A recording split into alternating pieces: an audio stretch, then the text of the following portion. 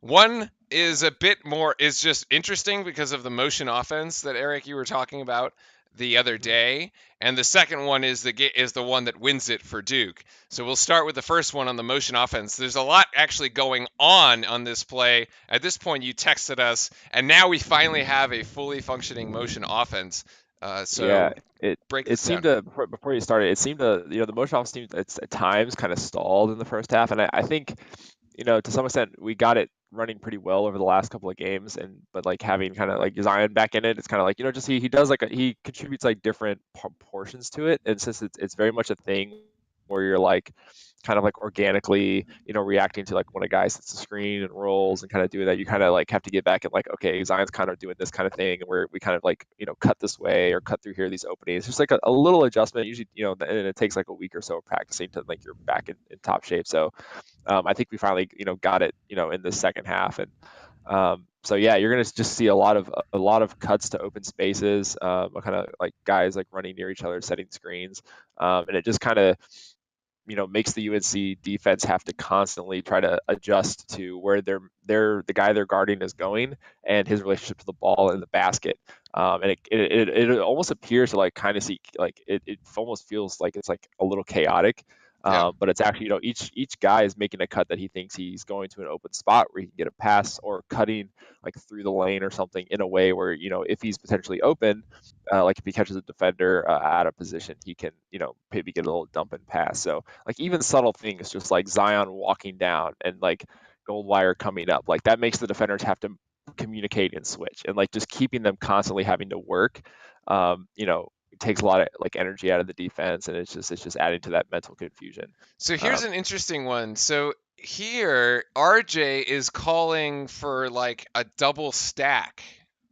yeah, Um, Up at the top of the key here. What is this? And then Zion comes up. RJ's like, Zion, get over here. And then they actually go up here and try to. So is this a set play of this part or? I mean, it looks like, I mean, like they're literally like communicating.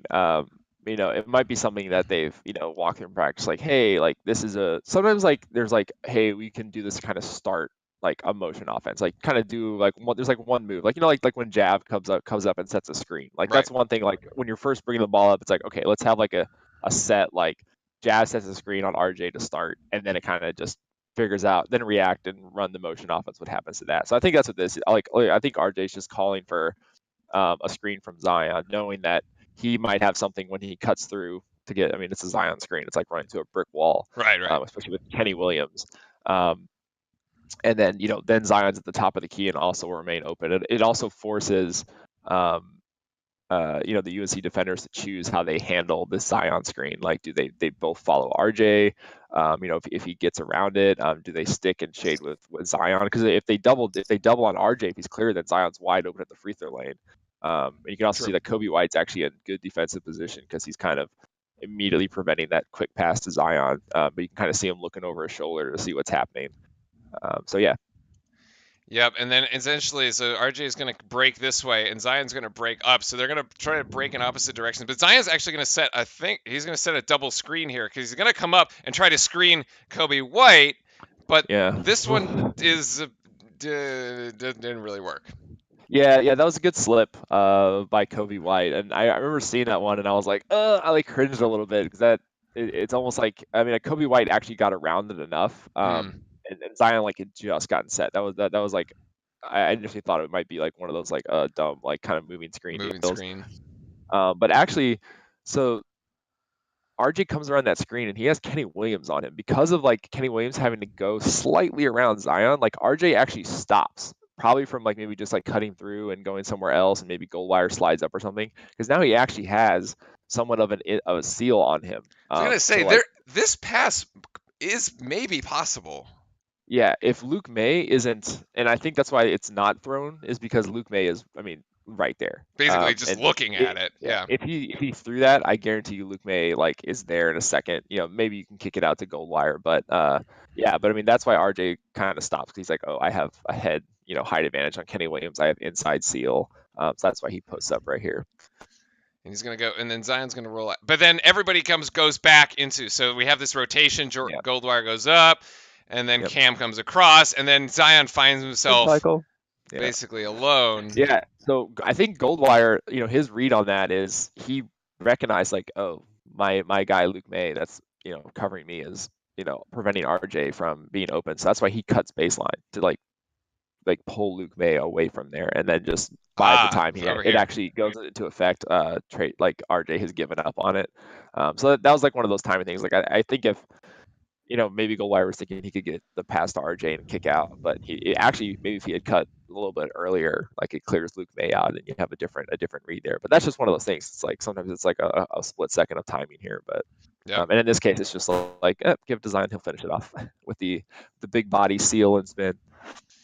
Okay, and then this is the final play, offensive play, because there's a lot of UNC that goes on after this.